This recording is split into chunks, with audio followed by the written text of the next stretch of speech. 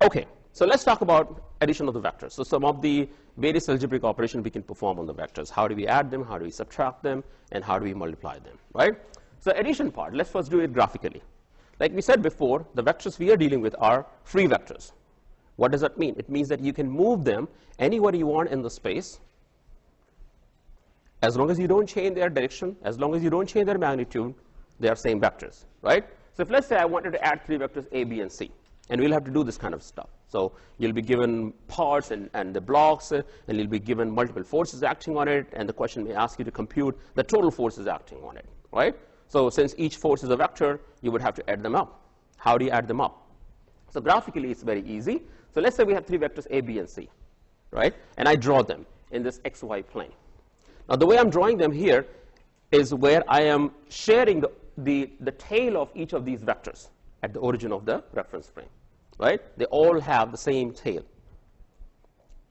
But I can move them anywhere I want, right? So I could draw an addition of these three vectors by picking any vector as the first one. So let's say I pick A as my first vector, and then by moving the B in such a way so that the tail of B is at the tip of A, right? So I move B. So notice how B is translated from here to here, and it hasn't changed the direction, right? And I place it right over here. Then I can take my C, and I can move my C without changing direction and length, and place it right at the tip of vector B. Okay? So now I have A, B, and C drawn serially. And if I want to get the sum of the three, all I have to do is draw this vector from the origin to the tip of C, and that'll be the addition of the three vectors. So if you are careful about drawing this graphically, then all you have to do is draw this line, measure the length of this line, and measure the angle it's making from the x-axis, and you got your vector, which is A plus B plus C. What if I wanted to do, let's say, A plus B minus C? That'll be easy too, because A plus B minus C can be written as A plus B plus minus C, right? Minus 1 multiplied with the C. So when you multiply minus 1 with the C, what does it do to the vector? It flips its direction, right? So all you would have to do is you would draw A and B, and then instead of drawing C like this, you'll draw C that way, going away, right? Same line, but it will be pointing the opposite way.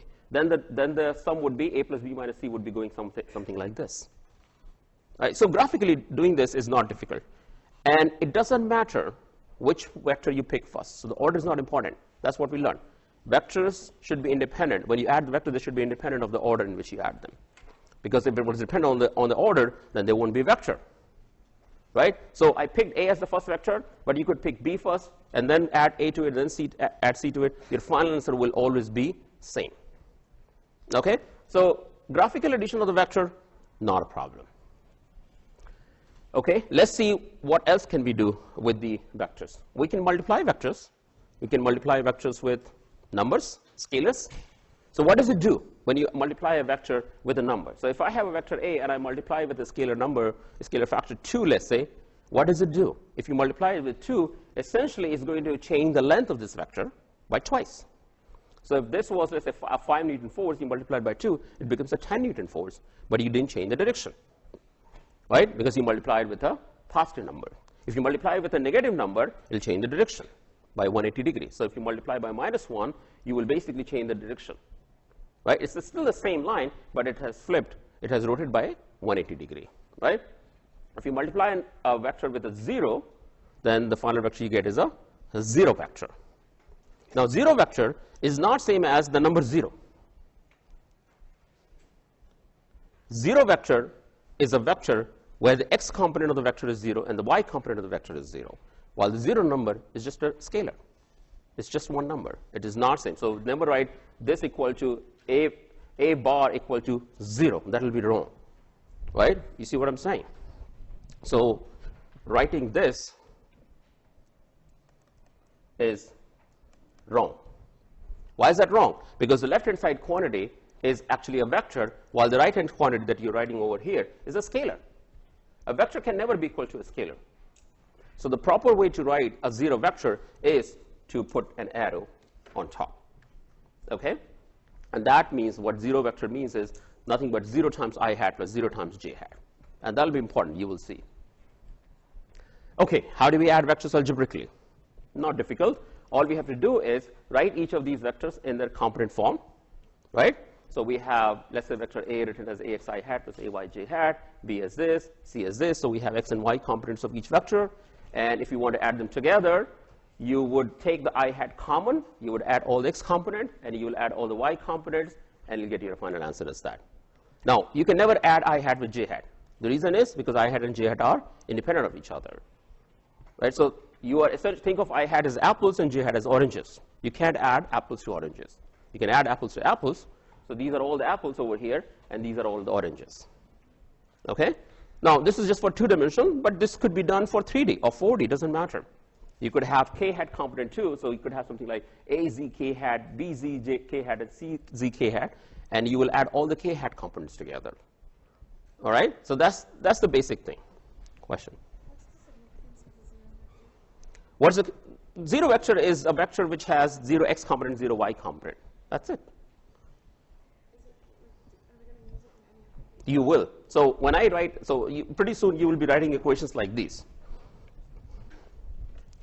So I'll say, hey, this is what you need to do. Sum of the force equal to 0. Okay? This is the equilibrium condition. So those of you who have probably taken statics somewhere are probably already familiar with this. So we'll say sigma f is equal to 0. Okay? So when you say that, then on the left-hand side, you will have things like this. Sigma fx I hat plus sigma fy j hat. All right? So those are the summation of all the x component of the forces times I hat plus summation of all the y component times j hat equal to 0 vector. And 0 vector now you will write as 0 I hat plus 0 j hat. Okay? So when you do that, essentially, you are writing one vector equation, but this vector equation now will reduce to 2 scalar equation. So if you compare apples on the left-hand side with the apples on the right-hand side, what do you have? You have sigma fx here, and you have 0 here. Both of them are coefficients of I hat. So you can compare them. So sigma fx should be equal to 0, and sigma fy should be equal to 0 too, because this compares with that. See, if you wrote simply 0, you won't be able to do this comparison meaningfully, right? So from a problem-solving point of view, you will need to write things in a proper way. Otherwise, you won't be able to go in the next step. Okay, all right, so this is fine. So we talked about the concept of vectors. We talked about the concept of scalars. We talked about how to represent them graphically, algebraically, how to add them, how to multiply them with a scalar, right? The only thing I haven't talked about is how do you multiply two vectors, okay? So multiplication of the vector in general is not possible, as most of you have probably learned already. You can only do specialized multiplication operation on vectors, which are dot products and cross product, right? And we'll get to them when we talk about the definition of the work and moment, okay? You know, that is coming soon. Having said that, actually, I want to tell you that there is a math wherein you can actually multiply two vectors, and I do that all the time, something called quaternions. These are 4-dimensional hypercomplex number. In the language of quaternions, it's possible to actually multiply vectors.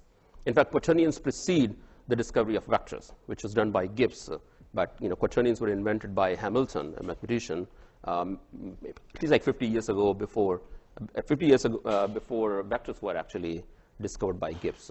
So it is possible to multiply vectors in a general way. It's just that you would have to treat them as special quantities in a hypercomplex algebra of quaternions.